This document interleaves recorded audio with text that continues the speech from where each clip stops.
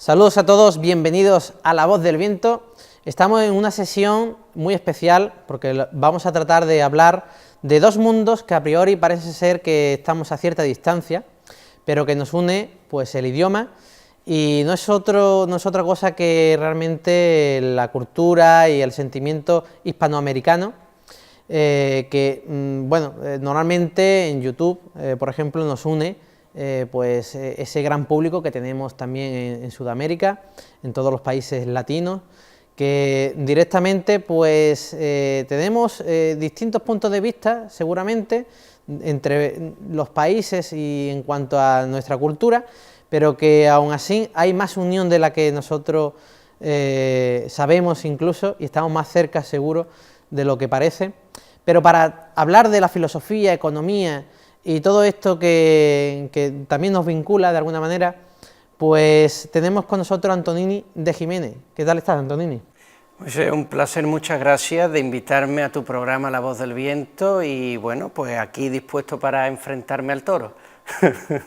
Estupendo. Bueno, me consta de que recorres el mundo con tu profesión, entre otras cosas, y tienes bastante experiencia, sobre todo en Sudamérica, en Colombia, etcétera. Y bueno, introdúcenos, ¿qué tal esa experiencia? Bueno, a ver, todo esto se tiene que entender como una empresa vital. Esto no se entiende como el accidente o el capricho de estar hoy aquí o mañana allá, que también se podría ver desde una lectura superficial.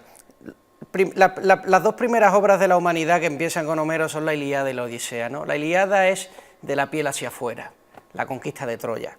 La Odisea es la búsqueda y el estudio de uno mismo, el libro del psicoanálisis. Pues yo estoy en una especie de estudio entre esa Ilíada, ese mundo hacia afuera, esa piel hacia afuera, donde uno conquista Camboya, la frontera norte mexicana, Colombia, Italia, Inglaterra, Marruecos, y hacia adentro, porque esos viajes crepusculares e intercontinentales se van complementando con el estudio, con los libros, con la filosofía, con la literatura. Entonces, de alguna manera, uno va reconciliando la Ilíada y la Odisea. Eso es lo que hago. Y ahora, pues recientemente, hace año y medio que vivo en una ciudad extremadamente bella, Pereira, está en el eje cafetero, en Colombia, y trabajo para una universidad, la Universidad Católica de Pereira, de la que me siento muy a gusto. Somos una universidad pequeña, pero flexible y fundamentalmente abierta al cambio y a la profundidad y rigurosidad del estudio. Ajá.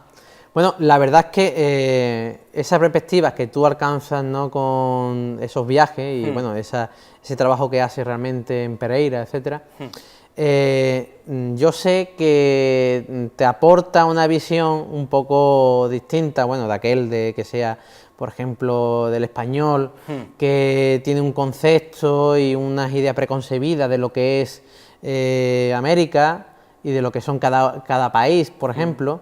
Entonces, a mí me gusta mucho, ¿no?, confrontar esos puntos de vista. En concreto, por ejemplo, en tu caso, más reciente, Colombia, cómo llegas a Colombia y cómo ves realmente la cultura, semejanza, diferencias entre nosotros, Sí. ¿Cómo ves a los colombianos? Bueno, a ver, he de decirte que yo llego a Colombia después de un periplo intenso, fulgurante, de 2 años en la frontera norte mexicana, donde dejé amigos excepcionales, y aprendí muchas cosas, entre otras, compaginar la soledad, el estudio y el sol abrasador de la frontera. Y entonces me fui allí, invitado por un amigo, a dar una charla a la Universidad Católica. Yo llegué a Pereira y yo dije, bueno, este es el paraíso en la tierra. Después de esto uno no se ve tentado a explicar todos sus esfuerzos a llegar allí, y entonces efectivamente yo cogí y me fui conseguí, trabajé el asunto y conseguí que la universidad me ofreciera un cargo de profesor docente a tiempo completo, donde pues me dedico fundamentalmente a investigar y a la docencia. Yo llego así. ¿Cómo es el colombiano? Pues evidentemente yo tengo unos vídeos, que ya nosotros lo hemos hablado en Antonini de Jiménez, en canal de YouTube y de Facebook, donde hago pequeñas reflexiones sobre la sociología colombiana, desde, pues no sé, las canciones de amor, el reggaetón, el sexo, Dios. eso es muy generalizable y estoy sometido a la crítica, ¿no? Pero si tú me dices así, Antonio, tenemos 10 minutos, yo diría que el colombiano, por un lado, es una persona extremadamente afable, simpática, cariñosa, abierta, tiene la alegría inscrita en su rostro. Pero por otro lado, tiene miedo, hay un miedo muy poderoso, yo lo he dicho en algunos vídeos, el miedo hacia adentro toma la forma de autocensura, es un pueblo que se autocensura mucho, le es muy difícil decir no a la cara, y hacia afuera en forma de sospecha. Autocensura y sospecha. Sospecha significa pues que en cualquier momento puede suceder algo dramático. Yo comprendo, porque este pueblo sigue viviendo con la memoria, no vive con el presente, vive con la memoria, y la memoria pues ha sido dura en Colombia, tú lo sabes, narcotráfico, Pablo Escobar, entonces es muy comprensible. Desde esas dimensiones, el carácter afable por un lado y el miedo por el otro, esos dos elementos, a mi juicio, son lo que explican toda la realidad, o buena parte de la realidad colombiana. Bueno, por ejemplo, el andaluz, se puede decir que el estereotipo que tenemos por ser andaluz es que somos graciosos, que somos también amables, que somos, bueno, según el resto de España, somos vagos, pero no somos vagos, por supuesto. Pero bueno, es un estereotipo que tenemos ahí un poco marcado, queramos o no lo queramos, ¿no? Pero yo destacaría, por ejemplo, de que, oye, somos gente abierta, que directamente pues viene alguien de fuera de Andalucía, lo acogemos a todo el mundo, incluso extranjeros, por supuesto, gente de Colombia, tengo amigos de Colombia, por supuesto, que han estado aquí en Marchena y están por aquí. Bueno, hay una gran cantidad de realmente de inmigrantes hoy en día, porque muchas veces también todo el mundo se ve en algún punto de su vida a ser inmigrante también. Por lo tanto, digamos que esa globalización que existe hoy en día nos aporta pues la cultura del otro, ¿no? Que precisamente muchas veces da miedo, pero sin embargo, cuando nos adentramos en cualquier cultura, pues resulta de que encontramos más puntos de unión o cosas que nos gustan, ¿no? Por ejemplo, de otras culturas, que lo contrario, ¿no? Que es lo que suele pasar con respecto, por ejemplo, a lo que dices del miedo, ¿no? Entonces, por lo que tengo entendido y por lo que tú dices, hay una especie de miedo, de desconfianza, ¿no? Realmente marcada un poco en el ADN del colombiano por el hecho bueno, de los conflictos que han pasado por el país, ¿no? Exactamente, Sine. Los estereotipos son una minúscula verdad comprimida en una gran mentira. Cuando tú decías que los andaluces son vagos, qué pequeña verdad y qué gran mentira hay en eso. Pues que trabajamos mucho, pero producimos muy poco. Esa es la pequeña verdad, que se ve desde la producción. ¿Cuál es la gran mentira? Que detrás de esa pequeña producción hay un gran trabajo. Entonces somos una sociedad que trabaja muchas horas, pero que sus horas son muy poco productivas. Por eso da la sensación de que no hacemos nada. Bien. ¿Esto por qué lo digo? Porque nosotros tenemos que romper con el maniqueísmo de bueno malo, frío caliente, de adosarle juicios morales a las cosas. Las cosas son una cosa y su contraria. La vida es vida y muerte, la muerte es muerte y vida.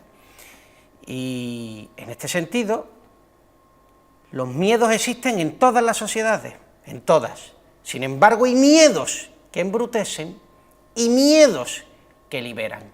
De la misma manera que hay trabajo que produce y trabajo que no produce. Por lo tanto, hay que romper con esta posición. A mí me dicen muchas veces mis estudiantes, pues cuando yo les digo, los países desarrollados, lo bueno de los países desarrollados no es que no haya corrupción, es que la corrupción es buena. ¿Cómo buena? No buena moralmente, sino económicamente. Es decir, hay corrupción que embrutece a un país y hay corrupción que le genera una oportunidad, que la libera. Por ejemplo, en Alemania, tú metes a tu hijo, que es político, o tu padre político, mete al niño a trabajar, es evidentemente una corrupción moral, pero no es una corrupción económica. ¿Por qué? Porque seguramente el niño está estudiado, porque viene de un país desarrollado y es apropiado al asunto. En Colombia, la corrupción, la misma corrupción, es el mismo problema moral, pero además es un problema económico, porque posiblemente el niño no ha estudiado y por eso el padre lo mete en la política. ¿Ves la diferencia de que un país esté o no esté desarrollado? No cambian las pasiones que gobiernan al ser humano son idénticas. Lo que pasa es que en una las liberan y en otra las embrutecen. En Colombia, por ser un país de renta media, buena parte de esas no tienden a la liberación, sino que tienden al sometimiento. En Alemania, en Inglaterra, buena parte de esas mismas son oportunidades, no barreras. Esa es la madre del cordero. Esa es la madre del cordero. En este caso, pues Colombia, lo que hay que cambiar no son las cosas que se hacen o las pasiones, es el modo en las que ellas se llenan de contenido. Es decir, hay que cambiar la estructura de la conciencia moral del pueblo, como yo digo en uno de los vídeos. Donde aquí hay prudencia, allí hay temeridad. Donde aquí hay valentía, hay cobardía. Entonces se confunde. Me pasa mucho que yo digo, pero bueno, ¿cómo puede ser, Antonio, que diga, por ejemplo, lo del tema del miedo, si ven los coches que van súper rápido por aquella zona? Pues porque hay una ruptura en estos valores. Esos valores solo se pueden ordenar hacia el progreso de los pueblos si se encaminan las cosas en un determinado modo. Ese es el secreto del desarrollo. Ajá. Bueno, hoy en día, en concreto, podemos hablar de que Colombia está viviendo una catarsis, creo yo, ¿no? Me gusta mucho contemplar un poco esos cambios en la política que se ven un poco influenciados por algunas corrientes que actualmente se están moviendo a lo largo y ancho del globo, que ahora sí, eso a continuación hablamos, pero me gustaría saber realmente cómo está viviendo la política hoy en día el colombiano medio. ¿Piensan que hay una especie como de progresismo, hay una tendencia al comunismo? ¿Qué tendencias vive el colombiano? Bueno, Colombia es un país atípico dentro de Sudamérica, por sus ligazones con Estados Unidos. Entonces, Colombia ha sido, no me atrevo ya a hablar de política colombiana, pero bueno, una influencia política de derecha en los últimos años. Ahora está Duque, que pertenece a un partido de derecha y que tiene una influencia pues con lo que pasa, que la derecha allí no es la derecha aquí, entonces hay que tener cuidado. Es distinto, claro, es distinto. O sea, allí no se de izquierdas, casi no se chavista, a un punto, aunque esto también es resumir las cosas de manera obscena. Pero sí, evidentemente, es, digamos, lo contrario al régimen de Maduro. Entonces, aunque tampoco del todo, porque luego no hay una verdadera liberación de la economía, no hay unas políticas activas que vayan enfocadas a flexibilizar los mercados económicos. O sea, ¿se ven un poco como algo antagónico a Venezuela? Sí, no, sí, sin duda sí. Y bueno, y de hecho esto explica, por ejemplo, la cantidad enorme. Yo estoy siendo testigo de la inmigración que está llegando de venezolanos. Mira, yo sinceramente, por eso a mí no ¿Cómo se ve el conflicto de Venezuela desde Colombia? Mira, no, desde Colombia evidentemente se ve de manera muy polarizada. O se ve como que el típico Estados Unidos opresor que destruye la economía del país, o se ve desde la otra perspectiva del genocida Maduro que está allí controlando su negocio. Esto, o sea, como aquí, más o menos. Un poco como aquí. Claro, ¿cómo se rompe eso? Hombre, yo lo único que puedo decir es que las personas que yo veo que vienen de Venezuela a Colombia, las que yo he visto en Pereira y en otras ciudades, son personas, muchas de ellas, profesionalmente muy capaces, con estudios, jóvenes, con familias y hijos muy pequeños, o sea, familias donde la copia son de 25, 28, 30 años, la pareja, y pidiendo en los semáforos, porque claro, Colombia no tiene una política migratoria, no la tiene. Política migratoria normalmente solo lo tienen los países occidentales, porque una política migratoria no es solo una cuestión política, de vamos a hacer una política migratoria, es también una cuestión moral, es que un pueblo sepa que su propio bienestar no se curte si no es favoreciendo el bienestar de los otros, es decir, acabar con el ombliguismo, el yo mime conmigo. Y eso hemos visto a lo largo de la historia de la humanidad que ocurre de manera muy transitoria y después de largas luchas. Lo mejor que uno conoce en América Latina es Europa, y uno llega a apreciar las conquistas sociales, económicas, culturales e históricas que ha hecho el occidente europeo. Yo he vivido en Asia, América, no hay nada como Europa, no hay nada como Europa, no existe. Eso no quiere decir que sea deseable. He dicho que no hay nada como... Hoy vivir en Europa es una tragedia. Pero digo, no hay nada en el mundo que haya llegado a unas conquistas morales, no hablo ni históricas ni culturales, porque cada uno puede valorar las pirámides de Teotihuacán como quiera, ¿no? Sino en términos morales, no hay región del mundo que haya alcanzado un grado de perfeccionamiento tan alto. No existe, a mi juicio. Bueno, a día de hoy yo pienso, por ejemplo, que realmente estamos en un paso quizás a una especie de globalización, posiblemente, porque tenemos la influencia de Estados Unidos, que por su aislacionismo pues directamente parece ser que está encerrándose él mismo, ¿no? Se está encerrando en muchos sentidos, pero uno muy importante creo que es con respecto a Europa. Y parece ser también que Europa está entendiendo de alguna forma de que existen muchos mercados y muchas fuerzas aparte de Estados Unidos y que podemos ser genuinamente europeos, como tú dices, con nuestras señas de identidades, nuestras conquistas morales y éticas, etcétera. Por eso desde la Unión Europea se va marcando ciertas cosas, que realmente ciertas pausas. Se marca la agenda mundial. En términos éticos y la agenda mundial la marca Europa. ¿Piensas que realmente Estados Unidos está perdiendo esa batalla? Fíjate, con Donald Trump a mí se me ha revelado una cosa que tiene que ver con la ideología posmoderna que está instalada en Europa.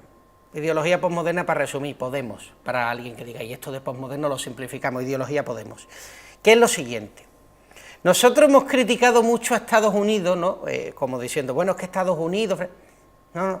Con Donald Trump y su política de aislacionismo, que es la política que siempre ha seguido Estados Unidos, recuerda que Estados Unidos es muy reacio a entrar en guerras. En la Segunda Guerra Mundial solo entra cuando bombardean Pearl Harbor, o sea que Estados Unidos es aislacionista por naturaleza, natural. Uno se da cuenta que Estados Unidos está trabajando para nosotros. George Bush, la época de Bush, que uno diría, el diablo. Bush trabajaba para Europa. ¿Cómo trabajar para Europa? De una manera muy fácil. Las guerras eran por la noche. La guerra de Afganistán, de Irak, o la guerra del Golfo con el padre, por la noche cuando nos íbamos a dormir. ¿Qué quiere decir eso? Que Estados Unidos nos recoge la basura por la noche para que nosotros por la mañana nos podamos levantar con la mierda limpia y pudiendo decir, gringos de mierda, vosotros que vais jodiendo el mundo, a condición de que por la noche te asegures de limpiarme el patio trasero. Trump se da cuenta y dice, pero si nosotros éramos el perrito fardero de Europa. Y ahora Trump está llevando realmente una política estadounidense, está diciendo, ahora os arregláis vosotros vuestros problemas. Que Alemania y Francia están en contra de la guerra de Afganistán, vale, pues cuando le llegue la inmigración que se jodan ellos, verá cómo cambian el discurso. Entonces hay una especie de cinismo europeo, que es ese de decir una cosa y hacer la contraria, en la que Estados Unidos nos ha estado favoreciendo, porque Estados Unidos de alguna manera sí tiene un complejo ético y cultural frente a Europa, no económico. Un europeo va a Estados Unidos y no se siente inferior, un latinoamericano sin duda. Un latinoamericano sin duda. Bueno, de hecho, yo creo que a pesar de que existe también una especie de limpieza moral que hace el gringo o el yankee, como lo queramos llamar, realmente siempre le sale mal esa jugada. Es decir, hablamos de los indios norteamericanos. Realmente, mientras que en Sudamérica, ¿no? Podemos decir, ¿no? De que, bueno, ya hace 500 años, porque evidentemente tenemos más historia, por supuesto, y existía la figura del criollo, o de esa fusión entre las dos culturas y entre realmente las razas incluidas. Eso no se produce en el norte. En el norte hay un genocidio desde que empieza el genocidio hasta el día de hoy. De hecho, precisamente, viendo un poquito al hilo de esto, Estados Unidos acaba de salir de los derechos humanos. Ha salido, o sea, que ha salido de... Eso no lo sabía. Sí, es reciente, muy reciente, si no me equivoco, de ayer.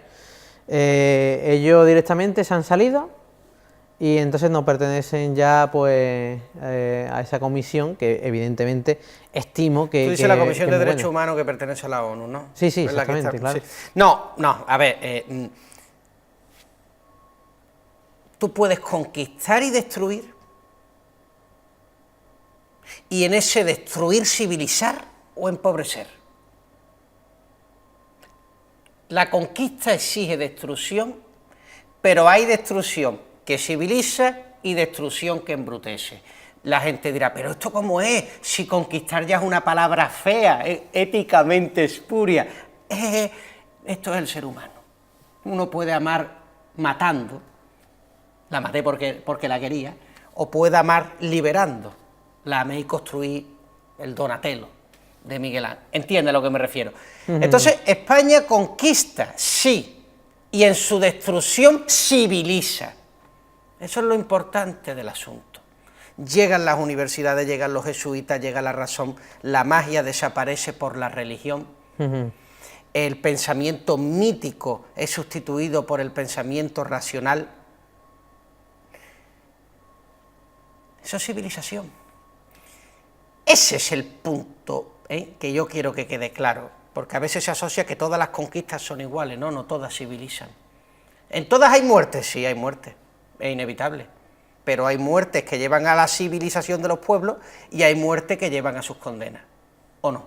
Evidentemente. Sí, claro, además es que es precisamente lo que yo suelo recordar, ¿no?, cuando sale un tipo de conversación de este tipo, y es que directamente, mientras que hoy en día podemos compartir la cultura entre latinos, sudamericanos, como se le quiera llamar realmente, y nosotros podemos compartir, pero el indio americano, o sea, además, tal como está hoy en día recluido, está aparte, no tiene ningún tipo de decisión nada más que en su reserva, y además sistemáticamente se les anula, se les está anulando, porque es de todo sabido, ¿no?, que se les ha inducido a la bebida, etcétera, etcétera, para extinguirlos directamente, a cosa hecha, ¿no? O sea, esa razón de ser, como se diría, del gringo, nada más que la tienen ellos, realmente. Mientras que, como tú dices, pues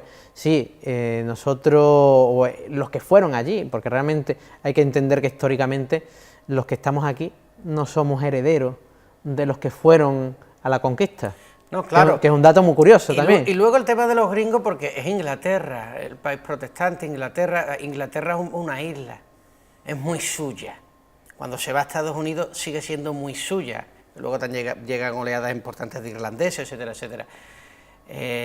Claro, uno siempre pone los ejemplos de la conquista de Inglaterra a Estados Unidos, pero se le olvida la India, donde hay un sistema de casta que Inglaterra no fue capaz de romper, y donde no se habla inglés, se habla el indio. Es decir, me refiero, no hay una mezcla. En Europa, España, no, España se mezcla con la población, se une a ella. Que gana una frente a la otra es inevitable, claro, es inevitable. Lo que pasa es que en Europa estamos con el rollo este del sentimentalismo pueril, antiintelectual, de la ruptura de los amos. Es decir, Europa y España muy particular, está obsesionada con acabar con los amos.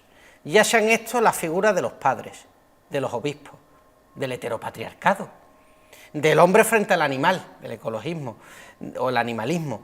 ¿Entiendes? Todo lo que se vea como autoridad queda absolutamente eliminada. Tú dices, ¿y entonces en España desaparecen los amos? No, porque como la autoridad es un elemento ontológico consustancial a la realidad, el amo se camufla. ¿De qué se camufla? De autocensura. Por eso España hoy es un país profundamente autocensurado, porque ahora no podemos reconocer a las autoridades, a los amos, porque lo llevamos dentro de nosotros. Véase, por ejemplo, el tema del feminismo, véase, por ejemplo, el tema de la libertad. Hay ciertas cosas de las que uno no puede hablar, o no debe. Yo hablo, a mí... Sí.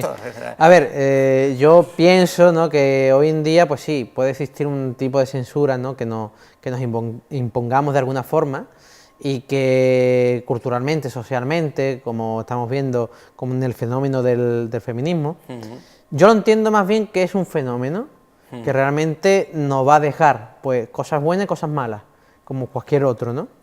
Ahora, obviamente tenemos que aprender de ese fenómeno porque, por supuesto, es un fenómeno que está surgiendo y está creciendo exponencialmente y que posiblemente cambie nuestra mentalidad en el futuro.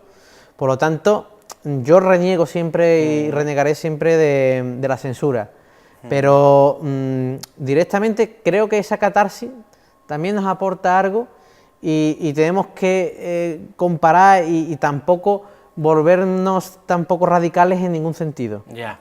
Es decir, ni por un lado, Totalmente. ese supuesto radicalismo feminista, ni tampoco desconsiderar el feminismo como hace la otra parte contraria, ¿no? Que ya directamente es una especie como de ataque también, ¿no? al feminismo y a otros grupos que oye, que queramos o no, es parte del progreso. Ahí te digo que el feminismo, a mi juicio, pone las cosas de la siguiente manera. A la mujer la deja ciega y al hombre a oscuras. Es decir, jodidos. Sí, hay un conflicto, está claro. A ciegas y a oscuras. El destino último del feminismo, el destino último, no lo que estamos ahora, su destino es un perfeccionamiento de la moral en nuestro país. No me cabe la menor duda. No me cabe la menor duda. Muchas de las reclamaciones son extremadamente justas, pero como destino. Hasta que llegamos a ese destino, el ser humano pasa por un proceso de negación, por un proceso donde va sacando sus propios fantasmas. Y lo hace todo de la manera controvertida. Entonces en España, a día de hoy, el feminismo impone lo siguiente. Las mujeres son víctimas en potencia y los hombres culpables. Claro, se dice, no los hombres, el machismo. Pero eso es una trampa, porque eso es como una manera de decir, no, el problema no son los hombres, es el machismo, por lo tanto, no es ningún hombre particular culpable, lo somos todos como machos. Es decir, la autocensura se mete dentro de nosotros y uno ya no se atreve a hacer ciertas cosas, a hablar, a decir, hablar. No vaya a ser que lo que salga de él no sea Antonini de Jiménez, sino que sea el machismo. Por otro lado, la diferencia es consustancial. Ya lo hablaba Aristóteles. La diferencia no tiene por qué ser discriminación. Pero como se anula la diferencia por miedo a que esa discrimine, la mujer se masculiniza. Y entonces ella misma no se reconoce frente a su espejo, en ese afán de convertirse en un hombre. Por lo tanto, ocurren casos muy particulares que hacen del feminismo una conquista como destino inevitable, que yo apoyo, pero como forma para llegar a ella, pues el ser humano tiene que ir depurando lo que lleva dentro. Yo me encargo de meter el dedo en la llaga y ver lo que se cuece dentro de todo eso. Normalmente ahí lo que hay son más miedos que realidades, muchos más miedos que realidades. Claro, porque es que directamente, volviendo un poco a lo del principio, el miedo parece ser que funciona, ¿no? O sea, directamente funciona bajo el conocimiento de los políticos, por ejemplo. Ellos son conscientes de que funciona. Entonces, a día de hoy, por no decir tampoco el partido en concreto, pero tenemos la evidencia y ese surgimiento de cierto partido político que directamente ha nacido del miedo. O sea, yo pienso que tampoco va a salir de ahí nada bueno, porque es que directamente su nacimiento es el miedo. Yo creo que es la reacción, el exceso de lo reprimido, diría Freud o Lacan. El exceso de lo reprimido, que es que la gente quiere que le hablen claro, que le dejen de rollos, que le digan las cosas como están. Y como todo esto se ha cubierto de una película en la que parece que En la época de Torquemada éramos más papistas que el Papa y ahora tenemos que ser más buenistas que Dios, pues entonces caemos evidentemente en estas contradicciones. Y España es un país que está saliendo, mira, España todavía no ha digerido a Franco, no lo ha digerido. No, por supuesto. De hecho, no. por eso políticamente sigue funcionando lo del Valle de los Caídos. Eso quiere decir que aún no lo hemos digerido. Está ahí todavía cosiéndose dentro de nosotros. No lo hemos superado esa situación. Y requerirá tiempo. Y mientras tanto, lo único que uno puede hacer es estudiar. Estudiar. Cuando uno estudia se quitan esos problemas y se quitan esos prejuicios. Pero la falta de estudio convierte el juicio en prejuicio y el entendimiento en confusión. Pero bueno, eso... Esa es la catarsis que tenemos que hacer, en por un supuesto. mundo donde la educación es universal. La educación es universal, Sí. básica y obligatoria. Y sin embargo, en ese mundo donde se aspiraba, el gran Víctor Hugo llegaba a decir a propósito de Shakespeare que el mundo va hacia una universalización de la educación, esto nos va a hacer infinitamente mejores, que por un lado lo somos.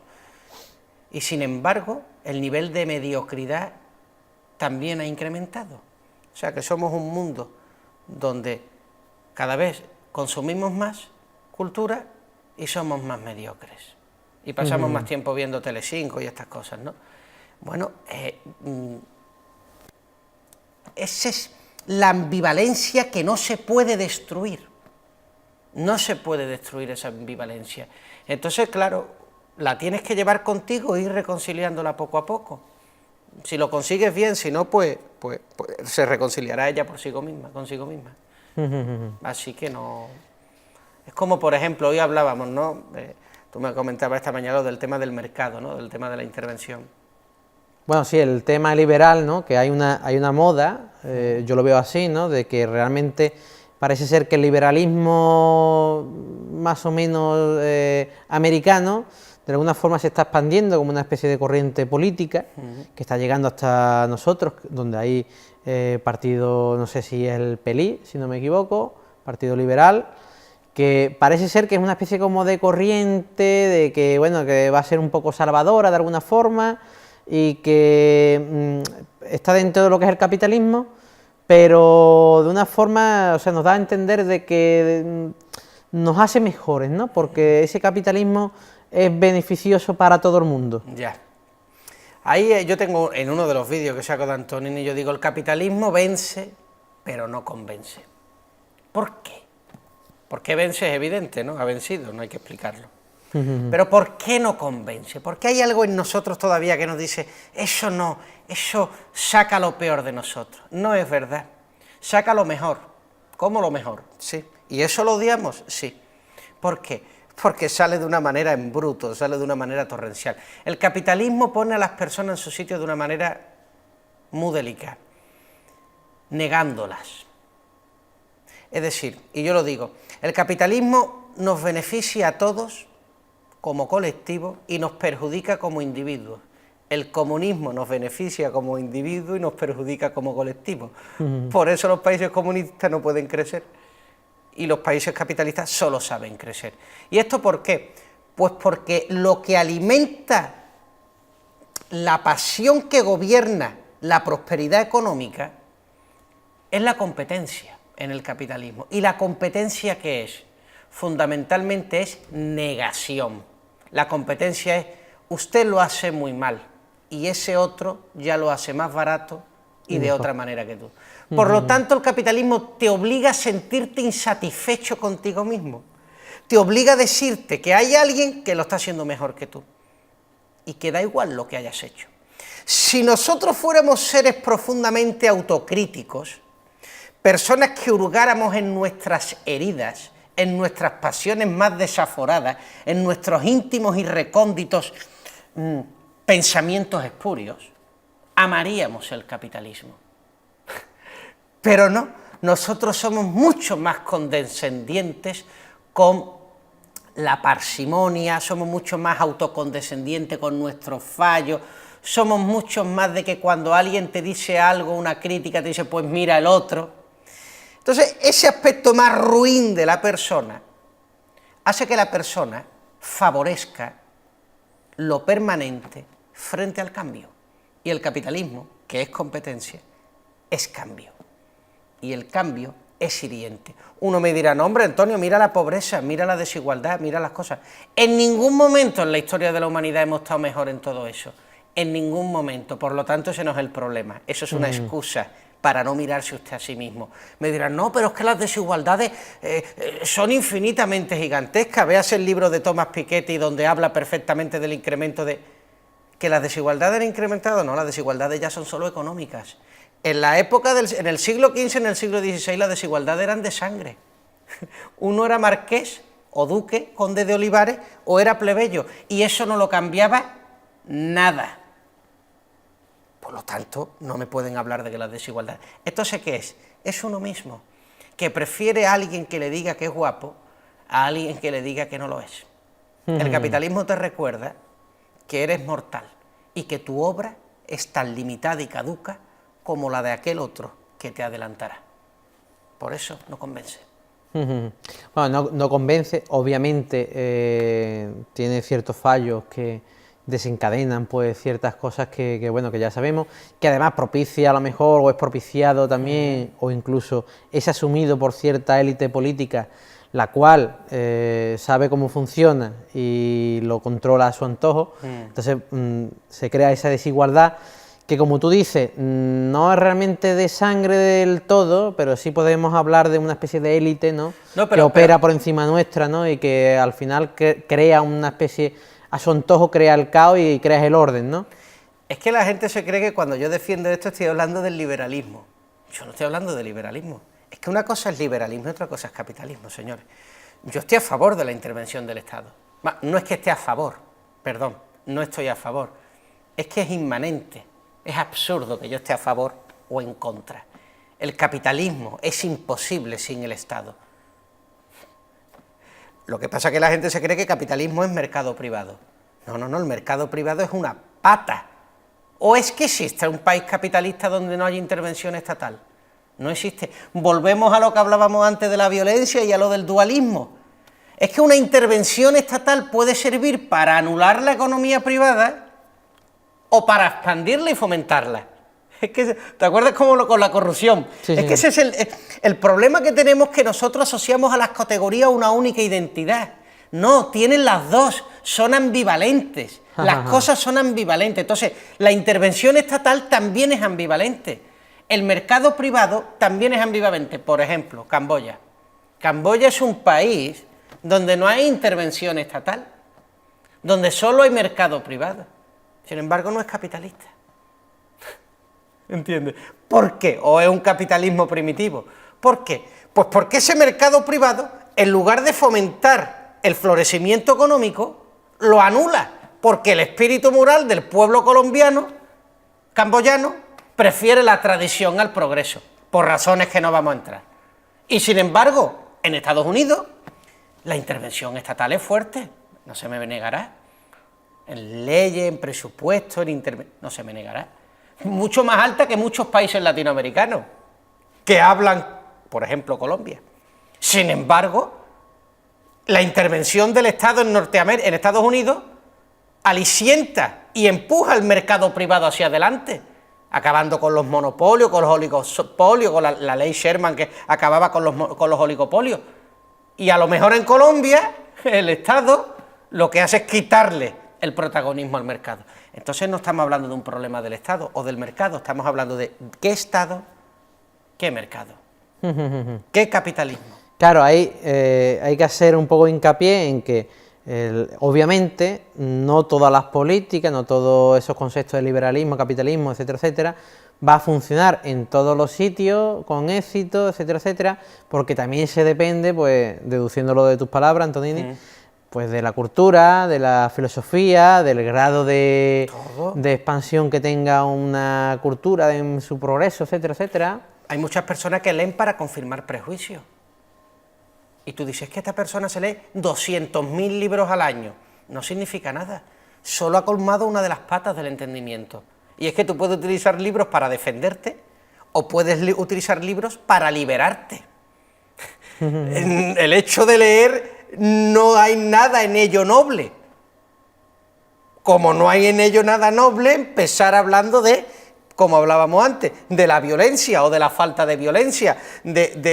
No.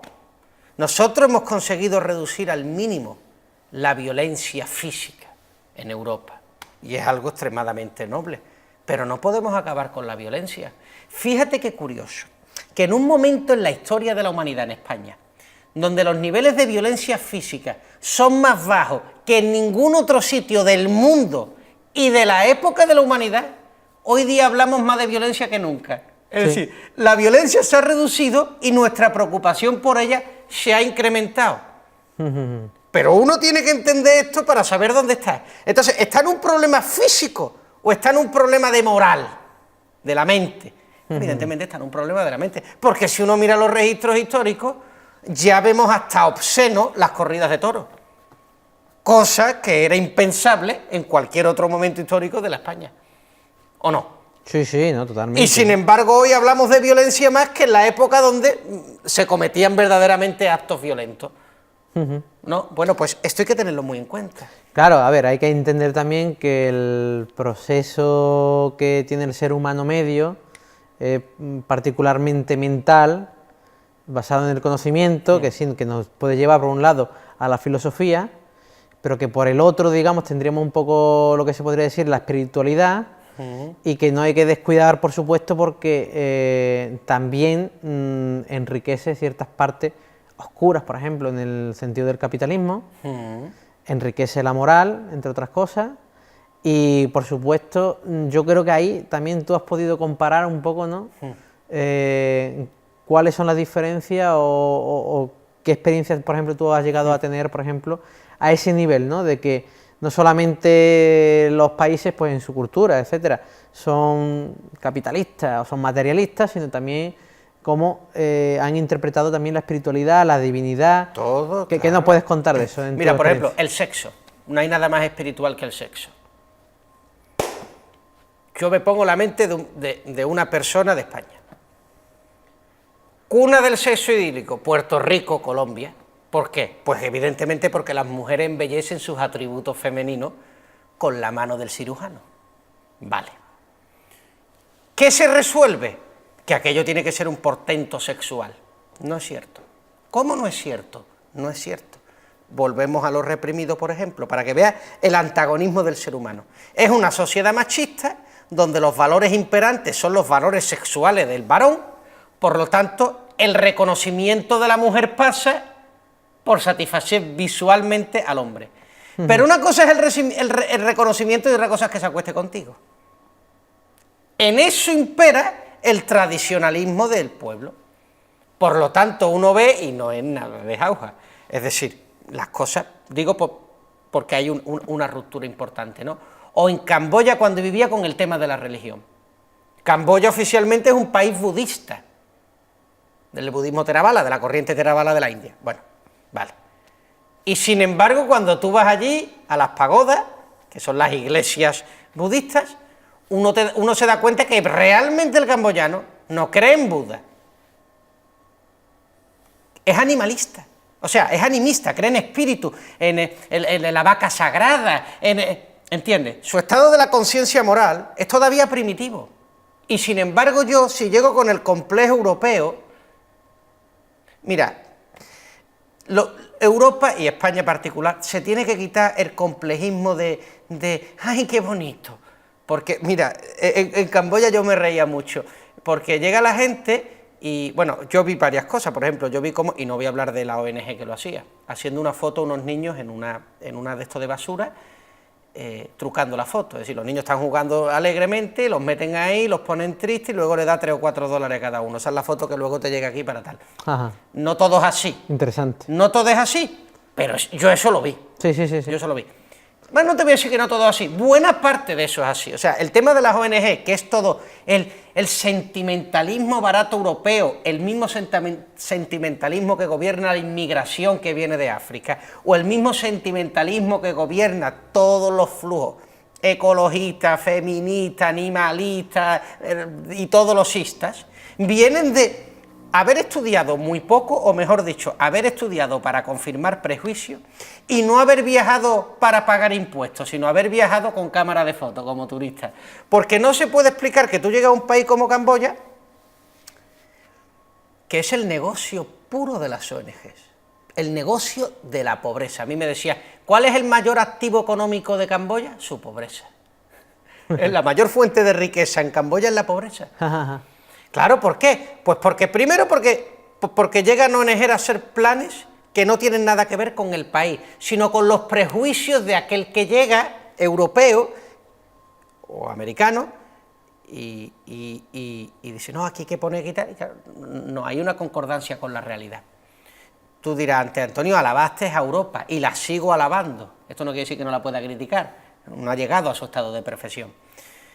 Entonces, una de las conclusiones que yo saco, que yo le llevo a mis estudiantes de todos los viajes que yo he hecho, es que el único conocimiento que te lleva a la verdad de las cosas es un entendimiento que pase por negarte a ti mismo. Pero no de decir, Antonini, ¿qué tal? No, negarte de verdad. Es decir, es un pensamiento que vaya contra ti mismo.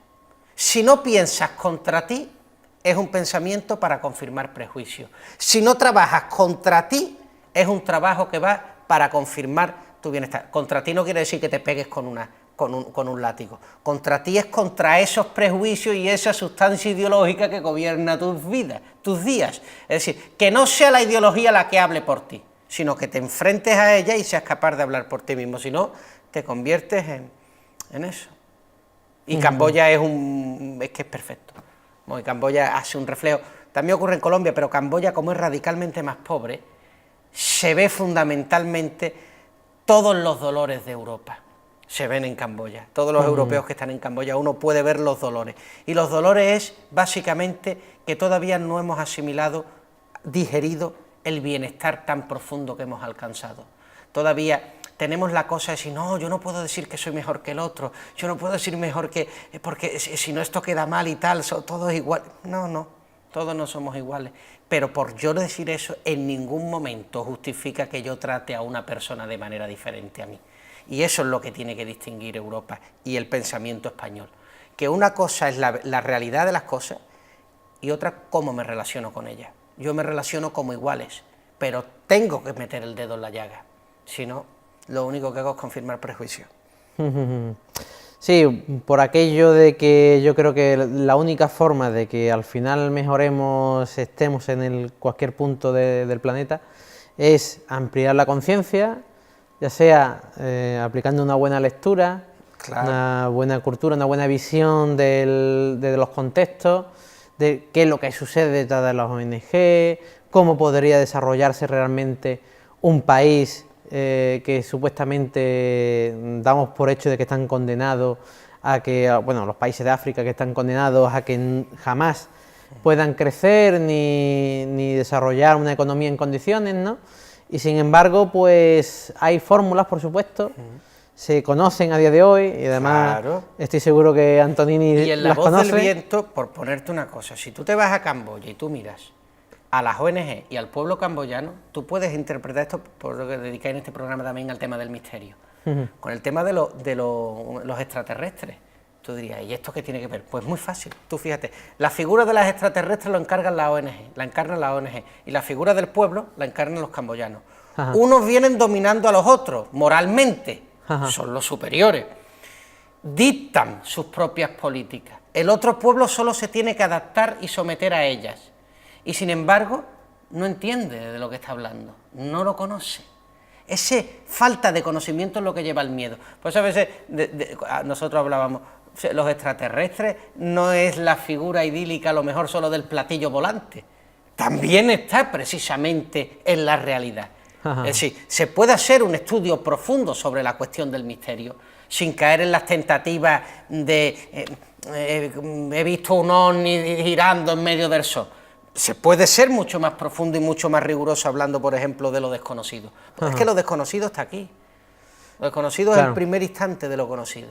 Si además, por ejemplo, la ONG fulanita tiene cierta mentalidad o se contenta simplemente con darle de comer simplemente a cierta población, esa población va a comer, pero no va a sobrevivir realmente ni va a crecer. Claro. Dependemos un poco de esa visión también concertada que tienen o han tenido siempre esas ONG, ¿no? Que como tú bien dices, funcionando una especie como de alienígena que llega hasta cierto lugar donde hay ciertos individuos que ellos con su criterio van a salvar, pero con su criterio, no realmente con la visión de, por ejemplo, pues no sé, hacer una infraestructura, ¿no? Que pueda generar pues una economía de verdad, ¿no? Es que en realidad, Moy, uno nunca ve al otro, nunca ve al otro, uno nunca llega a querer al otro, uno nunca llega a amar al otro, uno siempre ve al otro desde él.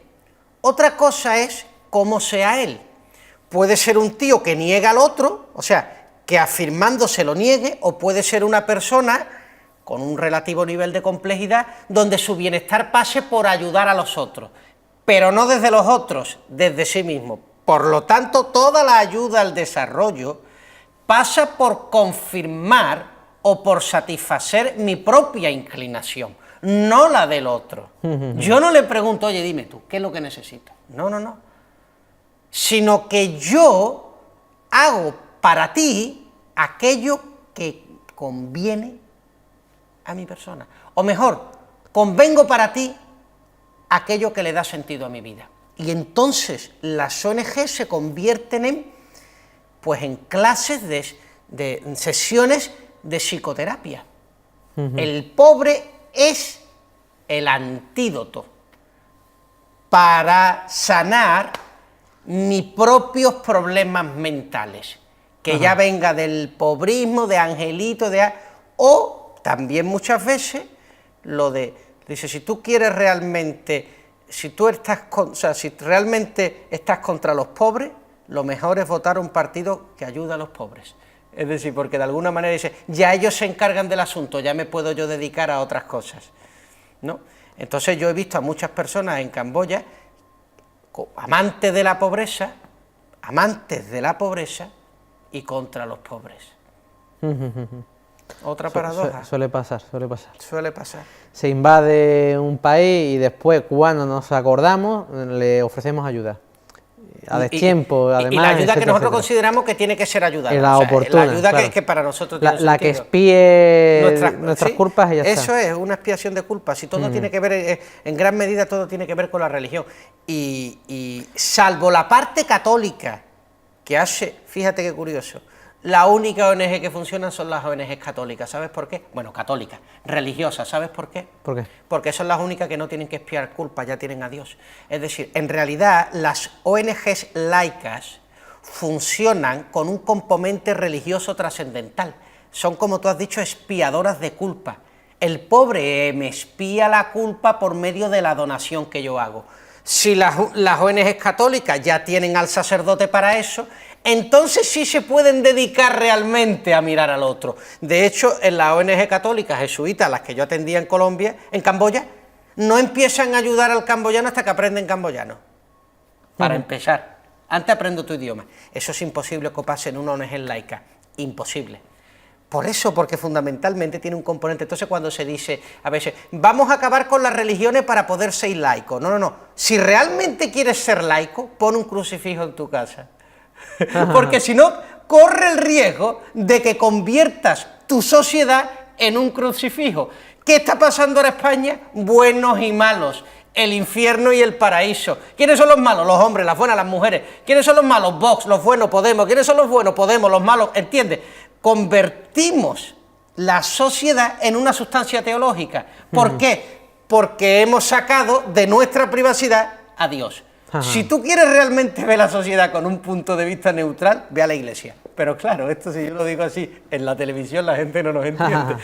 Bueno, pues mira, hay digamos, una tercera forma de decirlo, y es que todos los que nos ven, todos nuestros oyentes, etcétera, etcétera, que hoy yo creo, estoy seguro que que han aprendido Bueno. cosas bastante valiosas, pues tenemos otra opción, que es mirar todas las opciones que tenemos, todas las partes, y mirarlo de una perspectiva de conciencia, Autocrítica. autocrítica. No crítica, porque no es crítica a las cosas, es criticarte a ti en ellas. Criticarte a ti en ellas. Y para eso hay que bucear. Ahora bien, te voy a decir una cosa, Moisés. Esto no es para todos. ¿A qué me refiero? A que no todo el mundo está interesado en esto. Hay gente que puede decir, me parece muy loable, pero yo estoy en otros asuntos. Porque esto tiene más que ver con una cuestión vocacional que profesional. Mi profesión, la profesión que yo tengo, es solo una excusa para ser lo que realmente quiero, que es aprender qué soy de la piel hacia afuera viajando y de la piel hacia adentro estudiando. Pero eso es una empresa particular que yo he decidido, otros deciden otros menesteres, el enriquecimiento particular, el cuidado de la familia, del medio ambiente, de Dios. La vocación no tiene nada que ver con la profesión. Sin embargo, no hay cosa más orgullosa para el ser humano que convertir tu profesión en un ente vocacional. Ahí te libera, ahí la profesión no te esclaviza. Ahí las 20 horas de trabajo te liberan. Exactamente. Y de hecho, ese es el fundamento de La Voz del Viento también, y por supuesto, de tenerte aquí, Antonini. Así que ha sido todo un placer tenerte aquí de nuevo, y esperamos también de que cuando regreses de tus viajes, de tu odisea, pues vuelvas aquí a contarnos pues todas estas reflexiones que son muy interesantes. Lo haré, te quiero agradecer mucho y simplemente muy rápido recordar para tus oyentes que tenemos un canal en Facebook, Antonini de Jiménez, y una fanpage, El Criticón, y también canal de YouTube y de Instagram, todo Antonini de Jiménez, que nos pueden seguir con los vídeos y todas las promociones que vamos haciendo en la universidad, vídeos cortos donde hablamos de la realidad y de sus antagonismos. Muchas gracias, Moisés, y a La Voz del Viento por darme esta invitación en el programa. Un abrazo, Antonini. Gracias, cuídate mucho.